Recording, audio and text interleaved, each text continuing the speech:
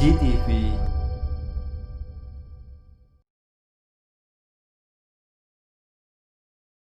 Assalamualaikum warahmatullahi wabarakatuh. Keluarga muslim, para pemirsa Pasuruan Mengaji dimanapun Anda berada, yang semoga senantiasa dirahmati Allah Subhanahu wa taala.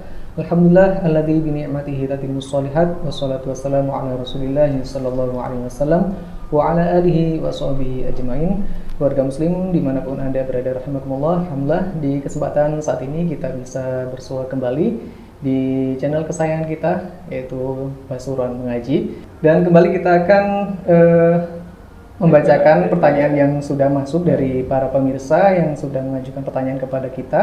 Dan keluarga muslim, insya Allah di kesempatan saat ini, kita bersama Ustadz Abu Yusuf Ahmad Ja'far MC Hafidhahullah Ta'ala, dan sebelumnya kita sapa terlebih dahulu beliau. Assalamualaikum warahmatullahi wabarakatuh. Waalaikumsalam warahmatullahi wabarakatuh. Gimana kabarnya Ustadz? Alhamdulillah baik. Baik Ustadz, kita di kesempatan saat ini kita akan membacakan beberapa pertanyaan yang sudah masuk dari pemirsa, terutama dari grup akhwat ini Ustadz, ada yang bergabung. Jadi pertanyaannya gini Ustadz, kita kan berada di Asia Tenggara, termasuk Indonesia kan mayoritas penganut madhab Syafi'i Ustadz. Jika seumpama saya menganut madhab Imam Ahmad, apakah tidak apa-apa? Dan seharusnya seperti apa Ustadz? Dan bagaimana dan dari mana saya harus belajar sepenuhnya Ustadz? Bismillahirrahmanirrahim. Alhamdulillah wassalatu wassalamu ala Rasulillah wa ala alihi wa sahbihi wa mawwala, la haula wa la quwwata illa billah. Pertanyaan yang sangat bagus ya untuk masalah ini. Ya, memang masalah bermadhab ini masih menjadi perbincangan di antara para ulama. Ya, ada yang membolehkan dan ada yang tidak mengharuskan ya. Tentunya kembali kita kepada mayoritas para ulama, yaitu mereka senantiasa menganjurkan ya seorang muslim ya untuk memilih madhab tertentu dalam belajar ya. Ini adalah sebagai metode, karena madhab itu kan metode belajar ya. Kalau di Asia Tenggara ya, itu kebanyakan Syafi'iyah ya, bermadhab Syafi'i.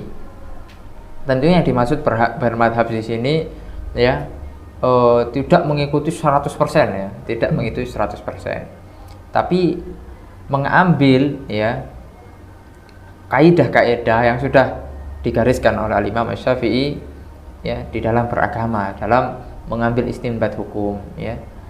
Itu yang dimaksud, bukan misalnya kan kita kan harus ittiba'un Nabi SAW ya. Tidak ada nas kita ittiba orang-orang tertentu selain Nabi Muhammad SAW ya. Ada nas fas'alu ahla dzikri in kuntum la ta'lamun ya, kita bertanya kepada orang yang berilmu kalau kita tidak tahu.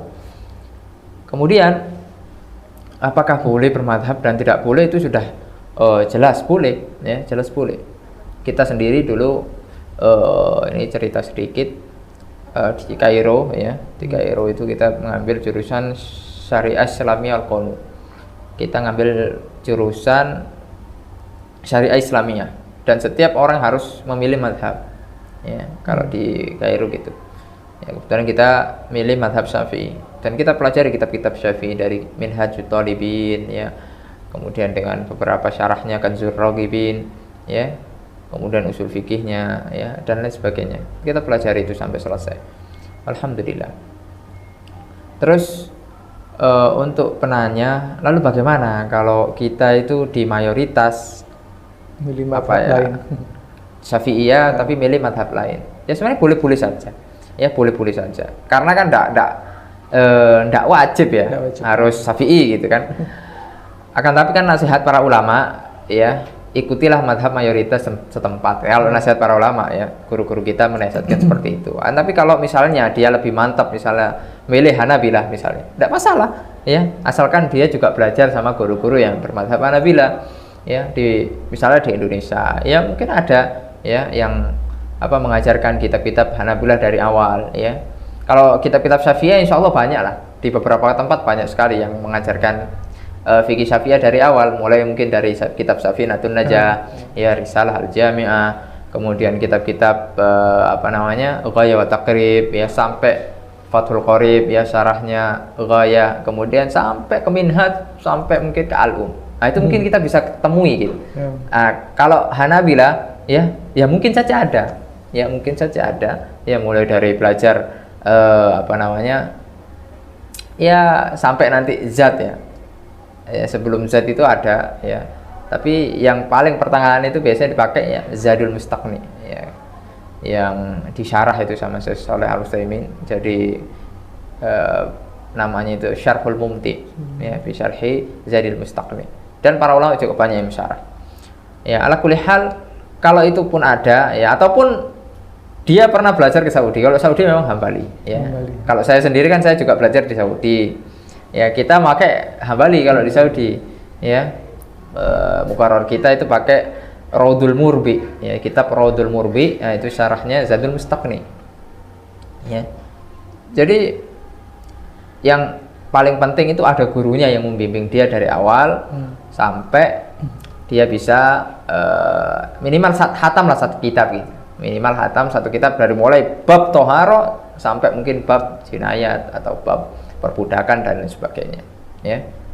Kalau itu bisa ditemui di negara setempat, maka itu tidak masalah ya, kita bermadhab dengan madhab yang menyelisih jumhur ulama, itu bagus ya, bagus. Madhab Hanabilah juga Masya Allah ya, pokoknya tidak keluar dari 4 madhab ya. Misalnya madhab Syiah misalnya, jangan sampai ya, yang penting tidak keluar dari 4 madhab itu ya. Lalu kemudian itu kan semua hanya sarana belajar, kita bisa mengumpulkan dalil-dalil dari mereka, memahami dalil-dalil yang menurut pemahaman mereka. Nah itu semua ya, kembali lagi ya, kita belajar madhab berbeda dengan kita mengamalkan ya, mengamalkan madhab. Bisa jadi kita belajar madhab Syafi'i, tidak semua apa yang ada di madhab Syafi'i kita amalkan ya. Bisa jadi mungkin ya ada dalil-dalil ya, mungkin yang menurut para ulama kurang kuat misalnya ya, yang kuat misalnya yang ini ya.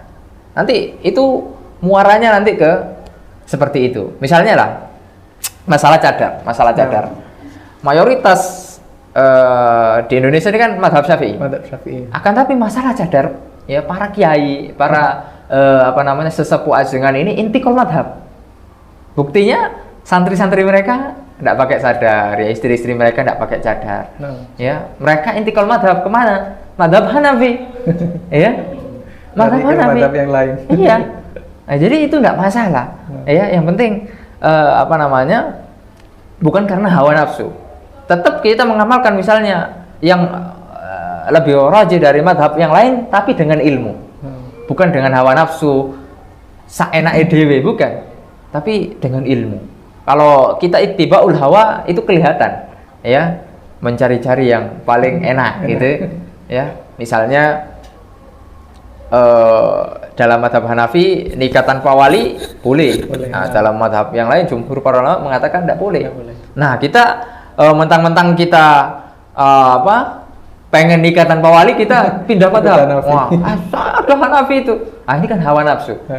Ya, padahal dia tidak pernah mempelajari hal itu. Bagaimana adilahnya Hanafi, bagaimana ini. Nah, kemudian masalah-masalah yang lain, yang mungkin di madhab yang lain itu sangat ringan menurut hawa nafsu dia, ya kan? Nah itu tidak perbolehkan. Ya, wallahu taala a'lam bishawab. Nah, Ustaz, mengenai madhab Syafi'i, Ustaz, kan kita tahu di madhab Syafi'i itu ada qaul qadim dan qaul jadid. Nah, itu cara kita menyikapi gimana, Ustaz? Terutama untuk para penuntut ilmu yang baru belajar. Nah, tentunya yang diamalkan adalah qaul jadid Imam Syafi'i. Ya, meskipun ada beberapa qaul qadim yang tetap diamalkan. Ya, itu dihitung jumlahnya ya sekian, tidak banyak juga. Ya, jadi qaul jadid itu ketika Imam Syafi'i, nah ini menurut pendapat para ulama, ketika Imam Syafi'i berada di Mesir. Qaul jadid. Ya, Imam Syafi'i itu berada di Mesir hanya 4 tahun. Ya, tahun 200, kemudian meninggal tahun 204. Yaitu di Kairo. Ya, beliau di Kairo.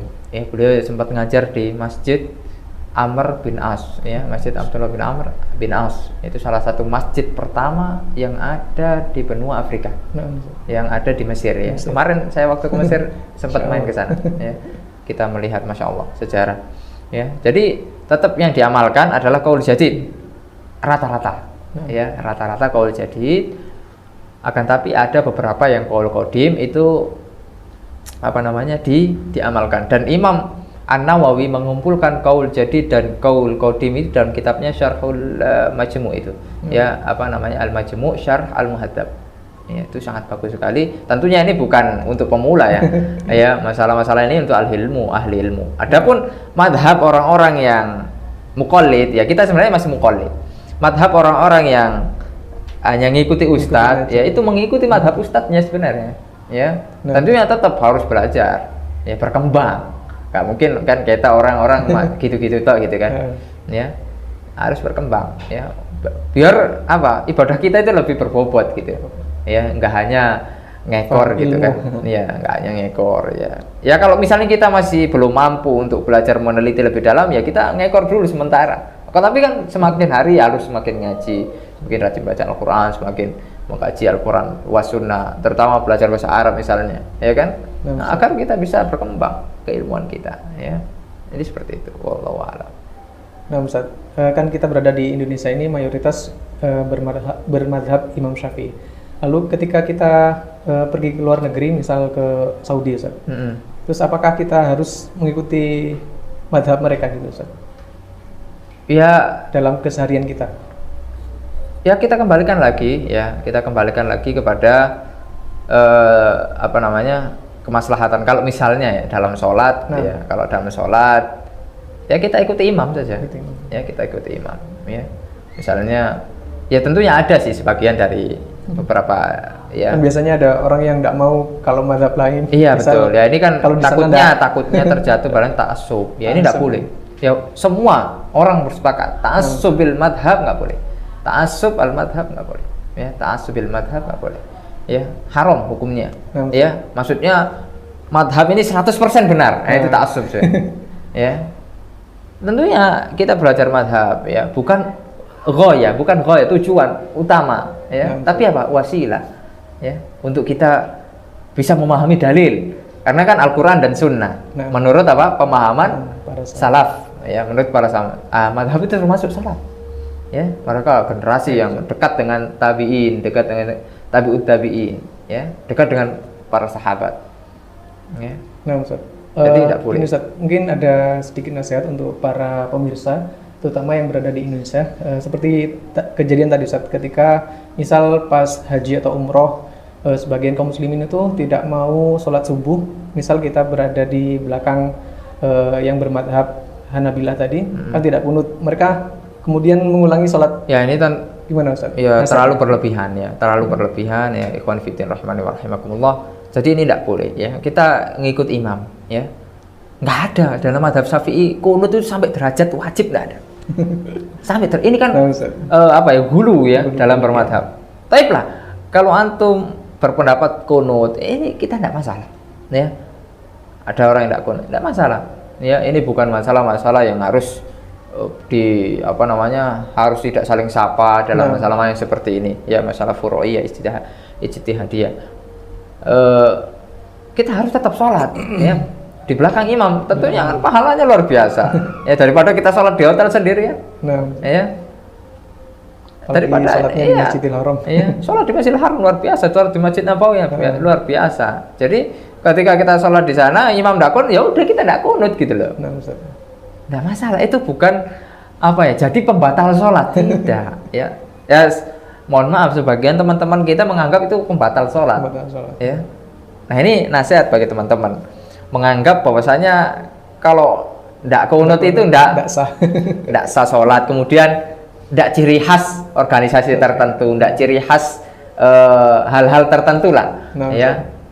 Ada hal yang lebih penting yang harus diperhatikan dalam sholat adalah kekhusyuan. Khusyuk ini ya harus perhatikan. Rukun sholat ini khusyuk. Ya, banyak orang tidak perhatikan rukun ini, ya. Tapi dalam rukun bukan rukun, ya, malah derajatnya hanya pentok itu sunnah, Ya, kunut itu mentok ya, para ulama mengatakan sunnah.